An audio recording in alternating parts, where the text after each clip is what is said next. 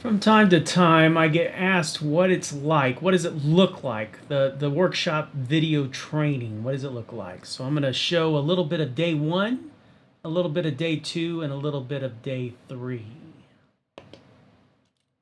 And then put the BIG over the opportunities. Big problems equal big opportunities.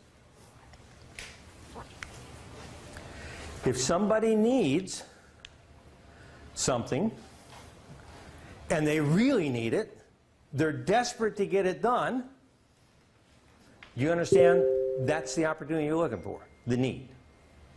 Okay? You focus on the need.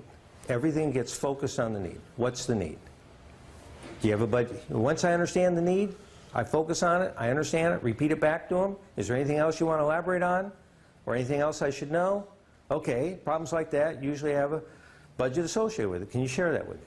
You understand how we go from the need, fully understanding the need, and then to the budget, figuring out what the budget is before we get Costs are more than our contract amount. I don't know how to get that money. Can you ask your attorney?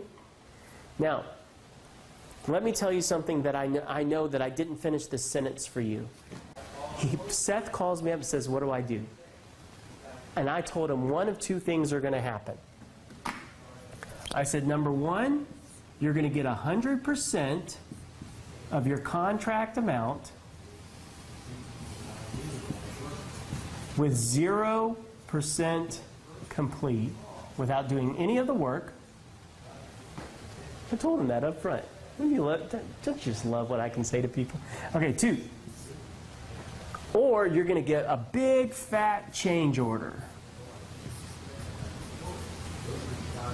Don't you love change orders? Some change orders can be big fat change orders. So I said, now if those are the only 2 outcomes, it's either this or this, you would think he'd be pretty satisfied with the conversation, right? Mm-hmm. So he says, what do I do next? What it does next, I said, you need to get the inspector to go out there and look at that and agree that it's different. That's all you need. You need him to look in there and go, yep, that's bigger. That's all you need him to do. No money, no nothing, just yep. Okay? So he calls the inspector out. The inspector, yep. And he says, what do I do next? Tell the inspector that he should, hey, you should ask the contracting officer to send me an email asking for a price for the bigger size. Because that's legitimate, right? How many times do contracting officers send out an email and say, oh, okay, well, give us a price? That's not a marriage. That's not a commitment. All it is give me a price. Right? How many times does the contracting officer ask you, give me a price? So, do you remember me saying that the rule was if there's only one bidder, and that bidder is 15% or more above the government estimate, they cannot award the contract? Why does our government, in their infinite wisdom, have that rule? Protect tax dollars money. Protects tax dollars, right? Because Sally, what's she trying to do? Get George's job done. He needs it. It's his money. He went and asked for it to fix his fish hatchery. It's sitting on her desk. He needs it done. It's not going to get done until she finds a contractor she can award it to. Does that make sense? Yeah. Okay.